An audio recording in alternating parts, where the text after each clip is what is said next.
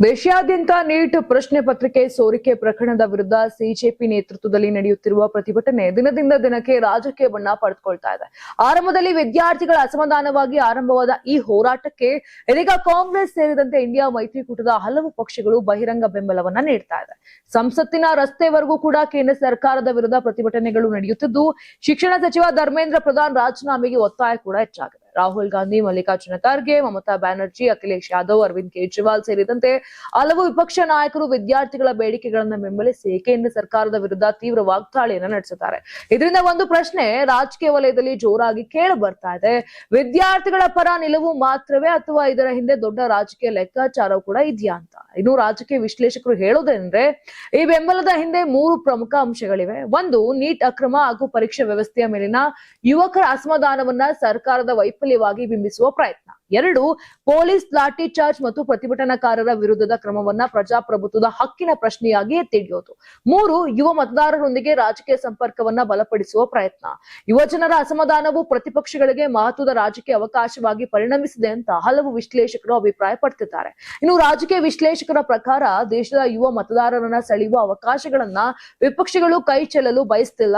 ಪರೀಕ್ಷಾ ಅಕ್ರಮ, ನಿರುದ್ಯೋಗ, ನೇಮಕಾತಿ ವಿಳಂಬ ಹಾಗೂ ಶಿಕ್ಷಣ ವ್ಯವಸ್ಥೆಯ ಮೇಲಿನ ಅಸಮಾಧಾನ ಈಗಾಗಲೇ ಯುವಕರಲ್ಲಿ ಹೆಚ್ಚಾಗಿದೆ.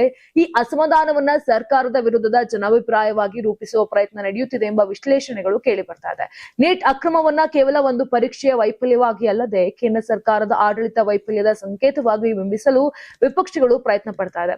ಇನ್ನು ವಿದ್ಯಾರ್ಥಿಗಳ ಭವಿಷ್ಯ ರಕ್ಷಿಸುವಲ್ಲಿ ಸರ್ಕಾರ ವಿಫಲವಾಗಿದೆ ಎಂಬ ಸಂದೇಶವನ್ನ ಜನರಿಗೆ ತಲುಪಿಸುವ ಮೂಲಕ ರಾಜಕೀಯ ಒತ್ತಡ ಹೆಚ್ಚಿಸುವ ತಂತ್ರ ಕೂಡ ಅನುಸರಿಸಲಾಗುತ್ತಿದೆ ಎಂಬ ಅಭಿಪ್ರಾಯವೂ ಕೂಡ ವ್ಯಕ್ತವಾಗಿದೆ. ಇತ ಸಿಜೆಪಿ ಚಳುವಳಿಗೆ ಪ್ರಮುಖ ರಾಜಕೀಯ ಪಕ್ಷಗಳ ಬೆಂಬಲ ಸಿಕ್ಕಿರೋದ್ರಿಂದ ಈ ಹೋರಾಟ ರಾಷ್ಟ್ರೀಯ ಮಟ್ಟದಲ್ಲಿ ಇನ್ನಷ್ಟು ಗಮನ ಸೆಳೀತಾ ಇದೆ. ಸಂಸತ್ತಿನಲ್ಲೂ, ರಾಜ್ಯಗಳಲ್ಲೂ ಮತ್ತು ಸಾಮಾಜಿಕ ಜಾಲತಾಣಗಳಲ್ಲೂ ಇದೇ ವಿಚಾರವನ್ನ ಪ್ರಮುಖ ರಾಜಕೀಯ ಅಜೆಂಡವನ್ನಾಗಿ ರೂಪಿಸಲು ವಿಪಕ್ಷಗಳು ಮುಂದಾಗಿವೆ ಅಂತ ಹೇಳಲಾಗ್ತಾ ಇದೆ. ಆದ್ರೆ ಸಿಜೆಪಿ ನಾಯಕತ್ವ ಮಾತ್ರ ತಮ್ಮ ಚಳುವಳಿ ಯಾವುದೇ ರಾಜಕೀಯ ಪಕ್ಷದ ನಿಯಂತ್ರಣದಲ್ಲಿ ಇಲ್ಲ ಅಂತ ಸ್ಪಷ್ಟಪಡಿಸಿದೆ. ವಿವಿಧ ಪಕ್ಷಗಳು ಬೆಂಬಲ ಸೂಚಿಸಿದ್ರು ಕೂಡ ಚಳುವಳಿ ಸಂಪೂರ್ಣ ಸ್ವತಂತ್ರವಾಗಿದ್ದು ವಿದ್ಯಾರ್ಥಿಗಳ ಹಕ್ಕುಗಳಿಗಾಗಿ ಮಾತ್ರ ಹೋರಾಟ ಮುಂದುವರಿಯಲಿದೆ ಅಂತ ಹೇಳಿದೆ. ಕಾಂಗ್ರೆಸ್ ಸೇರಿದಂತೆ ವಿಪಕ್ಷಗಳು ಸಿಜೆಪಿಗೆ ಬೆಂಬಲ ನೀಡ್ತಿರೋದು ಸತ್ಯ. ಆದ್ರೆ ಕಾಂಗ್ರೆಸ್ ಸಿಜೆಪಿಯನ್ನ ನಡೆಸಿದೆ ಅಥವಾ ಅದರ ಮೇಲೆ ನಿಯಂತ್ರಣ ಹೊಂದಿದೆ ಎಂಬುದಕ್ಕೆ ಯಾವುದೇ ಸಾರ್ವಜನಿಕ ಸಾಕ್ಷ್ಯ ಲಭ್ಯವಿಲ್ಲ. ಹಾಗೆಯೇ ಈ ಬೆಂಬಲದ ಉದ್ದೇಶ ಕೇವಲ ಚುನಾವಣಾ ಲಾಭವೇ ಎಂಬುದನ್ನ ದೃಢಪಡಿಸುವ ಪುರಾವೆ ಕೂಡ ಇಲ್ಲ. ಆದ್ರೆ ದೇಶದಲ್ಲಿ ಯಾವುದೇ ದೊಡ್ಡ ಜನಾಂದೋಲನ ಉದ್ಭವಿಸಿದಾಗ ಅದನ್ನ ರಾಜಕೀಯವಾಗಿ ಬಳಸಿಕೊಳ್ಳಲು ಆಡಳಿತ ಪಕ್ಷವು, ವಿರೋಧ ಪಕ್ಷವು ಪ್ರಯತ್ನ ಮಾಡ್ತಿದೆ. ಭಾರತೀಯ ರಾಜಕೀಯ ಸಾಮಾನ್ಯ ಬೆಳವಣಿಗೆ ಆಗಿದೆ ಎಂಬುದನ್ನ ರಾಜಕೀಯ ವಿಶ್ಲೇಷಕರು ನೆನಪಿಸ್ತಾರೆ. ಹೀಗಾಗಿ ಸಿಜೆಪಿ ಚಳುವಳಿಗೆ ವಿಪಕ್ಷಗಳ ಬೆಂಬಲವನ್ನ 2 ಆಯಾಮಗಳಲ್ಲಿ ನೋಡಲಾಗ್ತಾ ಇದೆ. ಒಂದು ಕಡೆ ವಿದ್ಯಾರ್ಥಿಗಳ ಬೇಡಿಕೆಗಳಿಗೆ ರಾಜಕೀಯ ಬೆಂಬಲ ನೀಡ್ತಿರೋದಾಗಿ ವಿಪಕ್ಷಗಳು ಹೇಳ್ತಾ ಇದೆ.